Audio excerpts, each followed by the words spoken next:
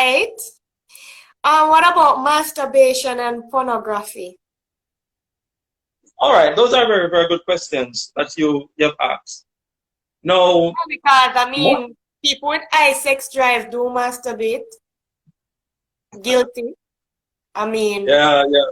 But here's the thing now with sex, Nadia, is that sex was not designed for a one person to enjoy. And let me pause and let that sink in a little bit. sex is not designed for one person to enjoy. So what are you saying? Like, seriously, so Orlando, I can't enjoy myself. I mean, I learned the best thing about my body by exploring my own body. Like, I know how to please myself first, that I can tell somebody or teach somebody how to please me, because some man think that one glove fit all and one glove does not fit all. So, I mean, That's how all. what are you saying? There's some men. The Hi guys, good night. This is the premiere of The Naked Truth Thursday, and here we have Pastor Andre Wallace. Pastor, could you please introduce yourself, give your social media handles and the church you represent? all right. I don't know what you want to know, Nadia. Well, I like to say I'm your brother and I'm your friend. That's the best I can tell you for now. You want to hear some more? So no social media handles, no church that you preach. Well, you can connect with me at West Jamaica Conference Live online worship. That's one of my angles. I also have Anchovy and Mount Carey, a few others. But West Jamaica Conference, you can see us there. Okay. Yeah, man. All No right. All right, let's get into it. Good night, everyone. As you know, the world is changing, and more and more young people are kind of like straying away from the church and stuff like that. So I want to find out like what the church is doing to adapt at the moment to the change within society in terms of like sex, sexuality, feminism, and stuff like that. So Pastor, how do you feel about the feminism movement and women being the head of the household? Oh, hey, that's a very good question, Nadia. But first, I would love to know about how many women are on tonight so far, Nadia. You know, You can quite a look, few. you can see the people them. Okay, okay. You can see But the let me. comment. Hi, guys, good night, good night. Okay. So let me say that I grew up with a lot of women. As a matter of fact, I have two sisters, no brothers, unfortunately. I pretty much was grown by my grandmother, who was a very, very strong woman. As a matter of fact, because of who she would have been to me, I'm the man I am today. And I must tell you that she taught me to be a man, though she was a woman, and that was pretty interesting. So for me, it's not so much a matter of a woman being the head of the house. It's a fact where a woman can be whoever she needs to be whenever she has to be that in order to make it through. All right? So that's one aspect of it. All right? Because the issue of the head of the house is really something that we'll have a lot of discussions on that. But I can tell you that from the very beginning, it was the plan of the master to have the woman and the man standing side by side as co-equals. But a lot of things have changed. Yes. Really? I am a bit shocked because growing up I always hear that the man is the head of the household, and Jamaica is a very misogynistic society, so man is top and the woman is like underneath. So I mean, to hear equality, I'm a bit surprised. Yeah, that's the essence of scripture, yeah.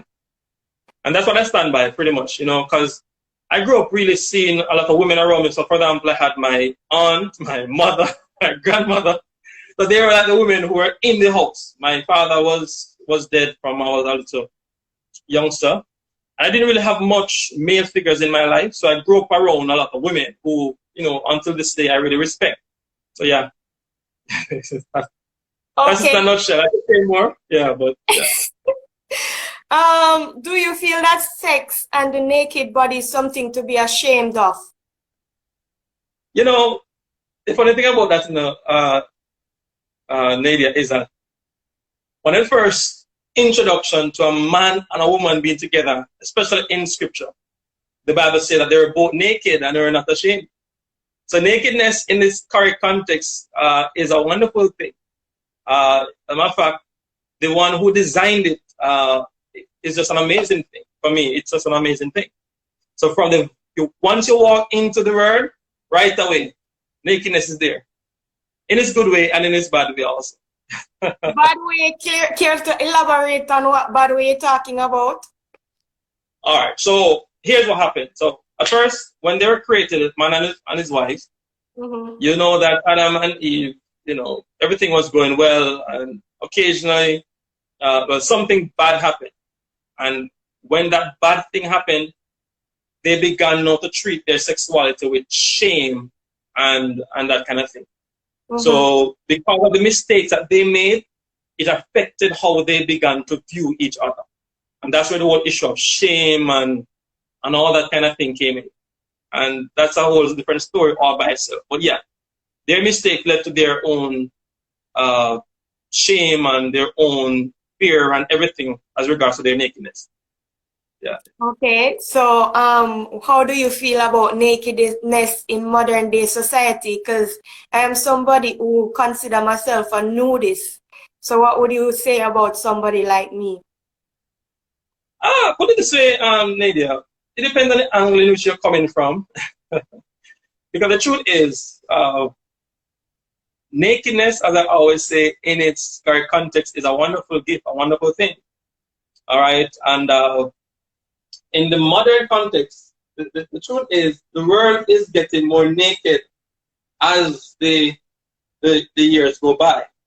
And that also carries its own implications, But I do have some concerns about it in terms of the context that I know that can be a challenge.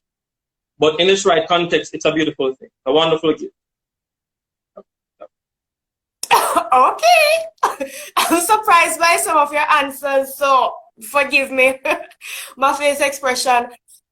Well, in the Bible it says we need to be fruitful and multiply. So do you think sex is for procreation and procreation only? What I love about the God I serve, he's so creative and he's just so amazing. Here is he creating this wonderful, wonderful gift. And when he created it he probably thought of how the woman may feel and how the man may feel.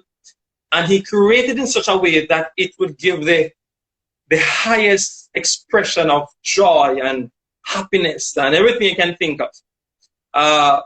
And I would say that sex, when he originally created, was far better than any sex that any of us may have ever had. And I wish I had time to talk about that. Maybe another time needed. Go on, talk, because I am interested. But the thing is, so sex is a part of it was for procreation, but also a part of pleasure. Because one of the outstanding figures in the Bible, Abraham, when he was an old man and his wife was an old woman, and they thought that their sexual days would have come to an end. And that's the good thing about God. He has a way of fixing the sex organ to suit the husband or the wife or whoever at the right time. So what he did was that they were old, everything probably was gone, and God said, listen, I want you both to have a son to prove that I'm the real big man here, all right? So they said, all right, Sarah, I'm going to fix you. Abraham, I'm going to fix you. And Sarah said, God, how is this going to happen? Shall I have pleasure at this point in my life? So yes, she knew that she would have a child, but she also knew that she would enjoy the process of getting that child. So sex is both for pleasure and for procreation.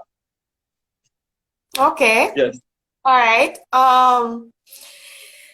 Is there some sexual position or some sexual act that are deemed as sin in the eyes of the Lord?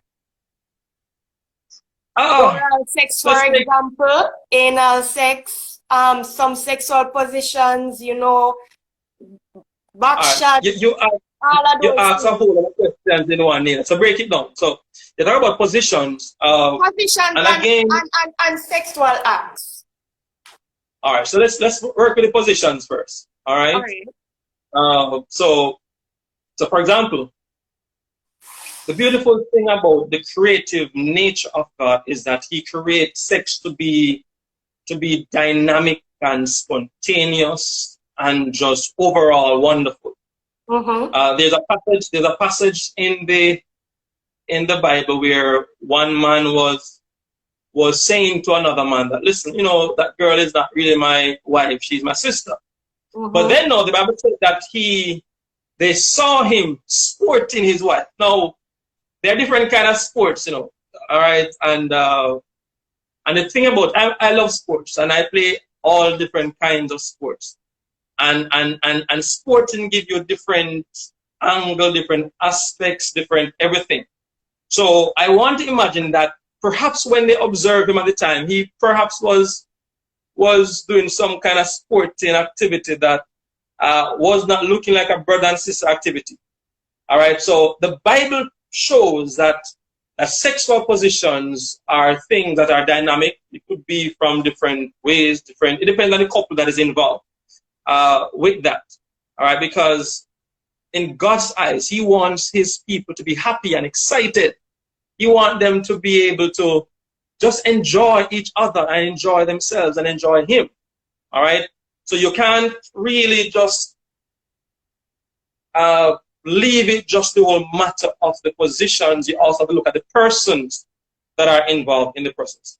Because most times we just limit the whole thing between the persons who are involved or whatever. We have to understand God's plan in mind when it comes on to sex. And He wanted the two persons that are involved to be fully happy and expressive. Now, if I talk about the different aspects of sex now, which is another modern day challenge, phenomenon, which is not really new. So I heard him make mention of anal sex. Yeah. All right. As a question, and I'm sure you want to ask it so early in the discussion. Yeah, I want to ask it because I'm sure my viewers want to know. For who just joining us, this is Pastor Andre Wallace, and he's here to answer all of your questions on sex and sexuality. I'm just asking him my question first to get it out the way, and then after, anybody can just send in a request and just blast away, ask him anything you guys want to ask him. But right so now, here, we want to know what going for the anal sex and the oral sex and all of these things. Are these things sinful in the eyes of the Lord? I want to know. All right, so let me begin with oral sex. So, for example, how would I put it now? Normally, all right, when two people sit before me for counseling and for any advice on sexuality, I tend to give them a holistic picture of sex, all right? So I would like show them something that happened in scripture. I may take them into what may have happened in history, but I also will let them know that there's an entire book in the Bible that is designed mainly to talk about sex. All right, that's the Songs of Solomon. Amazing indeed, a fascinating book. And there are some terminologies that are in there that a lot of persons may interpret to could mean for them to talk about eating from your garden and all that kind of something and stuff. Fascinating stuff are there. So on the issue of oral sex, which basically you're talking about the mouth to the vagina or the mouth to the penis and that kind of thing. That's the kind of discussion that you're talking about. Now, in the confines of what the scripture seems to portray, I have not yet found in scripture where oral sex between you and your husband or your wife is wrong. I've not yet seen it. All right? And so what I normally do is that aspect I tend to leave it up to the couple to decide on. All right, depends as to how they grow with each other. Because the thing about, sex in its right way, you can't exhaust it, And the more you spend with the one you love, the more exciting it gets, the sweeter it gets. And so you may be tempted to try a number of things in regards to the oral or whatever. You talk about the whole context of exploring the body, because as a man, you have to know your wife's body or your partner body from every angle. And likewise with the woman, she has to know her husband, and he has to know how to work his hands and handle his hands in the right ways, and to know the different angles and the different sides. Because sometimes a lot of people are just one track in terms of how they think.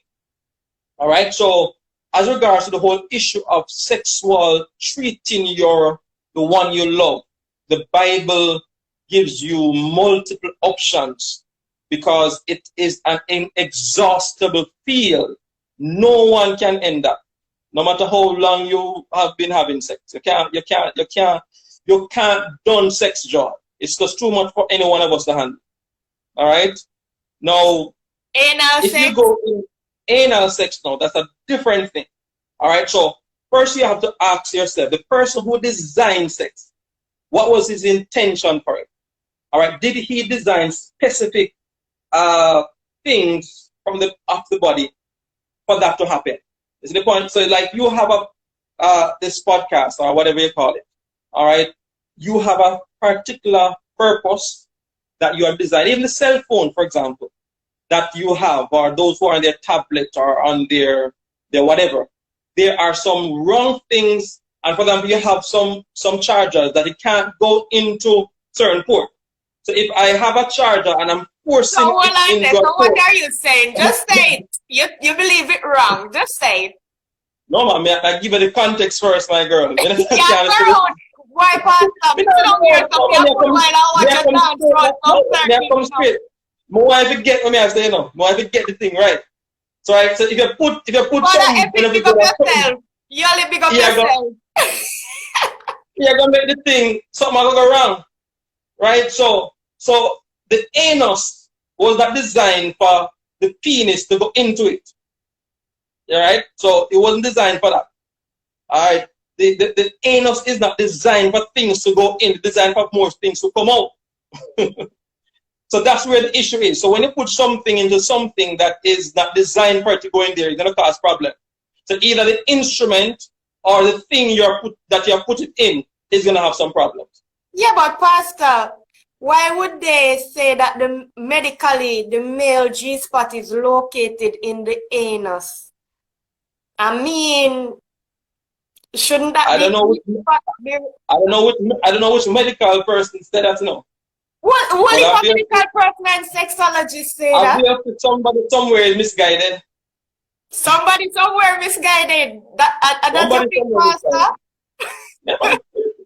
Because you see, the thing is now, like I said, Nadia, if you're gonna know how the thing works, you have to ask the person who give it. So if I give a gift, if I design cell phone, I design Facebook, the designers of the thing must know why they design it that way, and the do's and the don'ts. And when violation is made, they have certain regulations that they give a red flag, or if you post something on YouTube or whatever, they have some red flags. So when they talk about design a red flag that. All right, so a red flag. All right. People who hear that, Pastor said that the one the outside, so a red flag. So you do believe that some sexual acts are not meant to be done. Biblically, right. You have supporting Bible verses that say that this is wrong, or this is just your opinion? No, man, this is Bible. This is Bible. I didn't come to give you a Bible study, but if I'm going to give you a Bible study, I can design for that to happen another time. All right. Well, moving along, do you believe that people who have high sex drive are possessed by sex demons? Let me tell you something, Nadia. I have this,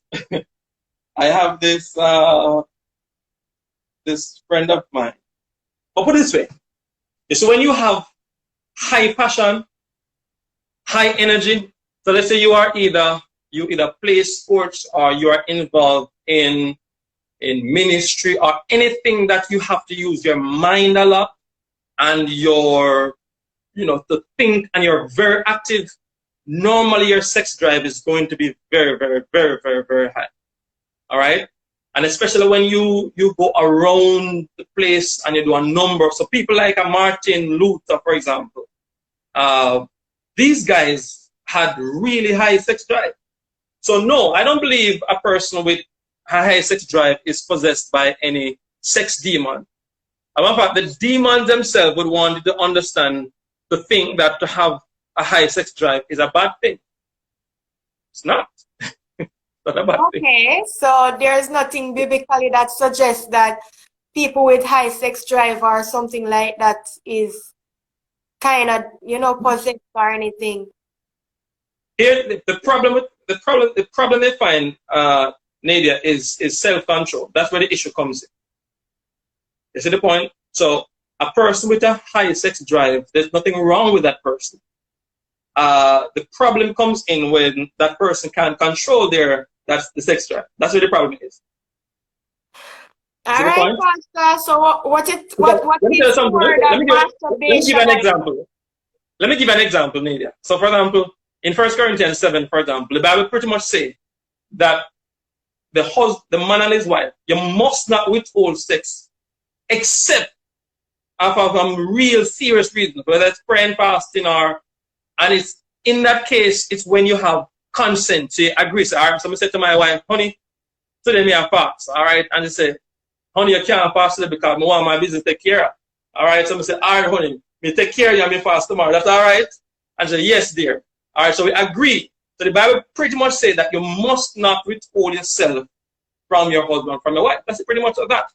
But the problem is, like I said, is when you can't control your sex drive. That's where the issue is. All right. What about masturbation and pornography? All right, those are very, very good questions that you have asked.